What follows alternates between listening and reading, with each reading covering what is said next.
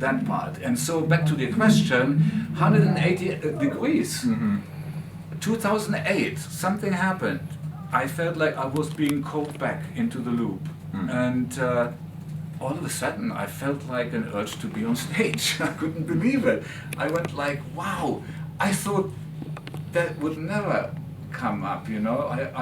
So basically, you know, I was so happy that everything turned around 180 degrees, and now I'm, you know, I enjoy playing on stage like never before, and it's just fantastic. Are there any particular cities or towns in the UK that you've always been fond of playing? You know, I left Germany because they didn't understand what I was doing. Yeah. And I knew people in the UK, they knew, you know, because that's where they come from. That's what I was inspired by, people, you know, the rock music from here. And the great, for me there was never a great band unless they had a great guitarist in it. Period. There was no great guitar, I don't want to hear it, you know, with the exception of the Beatles, you know, and stuff like that. And David Bowie, he had a big one. But anyway, and so that was the thing. And you know, if an English band is asking me to join, I would do, no matter who. I just for the sake to be in England. And so UFO came along, they asked me, and so off I went. And you know, that's when everything happened, you know, that's when the whole thing started. I mean, every album I made up to Strangers in the Night, you can hear development. Yeah. Every year is like, gets to the next level, you know, it's almost like a book, the whole section, the whole section. And so it started off like straight away going up to Newcastle, Sunderland, Glasgow, all the universities in England, you know. Man, and every year it would grow and grow and grow, you know. I mean, it took Doctor 10 years before people really caught onto it, you know. Yeah. So, which ironically is the one song that's famous by you that hasn't got a guitar solo.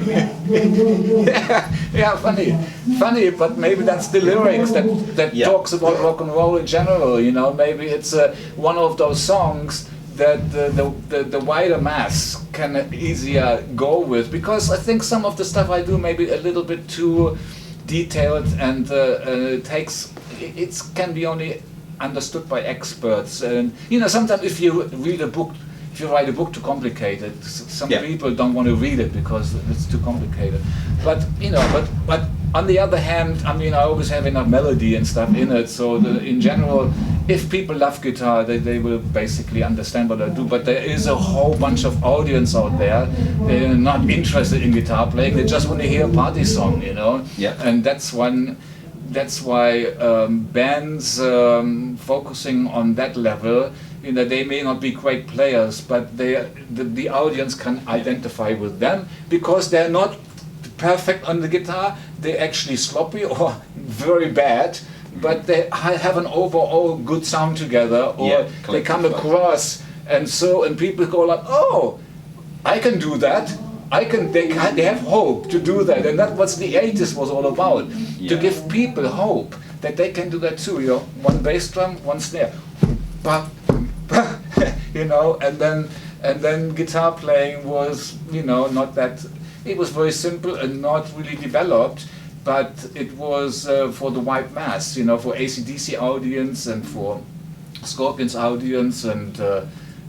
You know, the Def Leppards and stuff. You know, for that it was it was easy to listen music. to. Yeah, it was easy to listen to and go with it. It was more based on sound. Yeah. You know, my music was never really based that much altogether on sound. Yes, guitar sound, but not. I never focused that much on sound. I just wanted to. I was so into the music itself, but.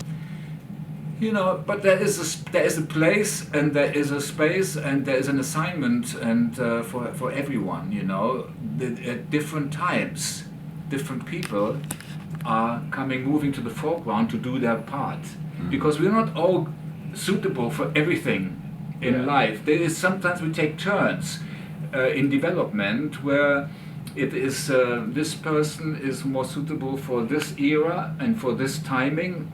point in time, and then this person is can take on and takes, you know.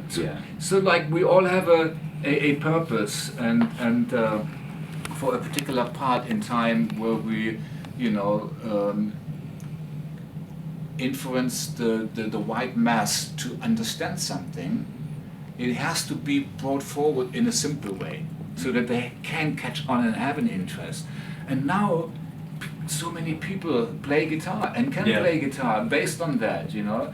And so it's a slow baby step development, and I guess I wasn't needed in the middle years that much, so I was experimenting, was doing crazy things like purposely leaving album titles out or whatever, just because I just didn't want to fit into this whole cliche thing, and because this was time for me to just, you know, get everything out of my system, doing instrumental music, acoustic instrumentals, and all sorts of stuff, you know, and it was great, and I got it all out, and now I can do it. I can do anything now, you know. It's a fantastic structure that was given there to me. You answered so many of my questions in between during this conversation, but going back to a couple of them about songwriting and things. The singers you worked with over the years, they wrote the lyrics for the most part. Yeah, of course, always. In Search of the Peace of Mind, did you write the lyrics to that? No. Music. When I joined, when you mentioned listen, that earlier. When I joined the Scorpions, when I joined UFO, UFO said, you know, that's when I was treated fairly for the first time. Yeah. Because they said to me, "Oh, Michael, you get credits for the music, and the singer gets the credit for the lyrics." Oh, wow, that's a new one. Oh, great, thanks for telling me. That's when I understood. So when I say I wrote basically all of Lonesome Crow, it's all based on music. In fact, lyrics, I never understood what any of them were singing. All of the UFO songs, I never knew what they were all about. I never listened to the lyrics. I only recently I start catching on to it. I guess maybe because of my English, you can't ignore it or whatever. No, but you know, I grew up as in Germany. We never understood. It was always based on sound. It was always based on music. It had never anything to do with lyrics. And that's another point. You know, many of the audiences that are not understanding necessarily what I do, and are not experts. You know, for them, lyrics is very important too. So the whole commercial machine is maybe even based more on lyrics than anything, you know. And then, but another thing I discovered, my stuff was never about sex. I discover now that lyrics from, I know that you know, album cover and I know now that Film Rock, basically every song was about sex, but I never knew. I never knew, and the same, you know, with the Scorpions, all the albums covers, it's all sex, you know, everything is sex, all sex. So that's incredible. So like, there's a lot of stuff I discover these days.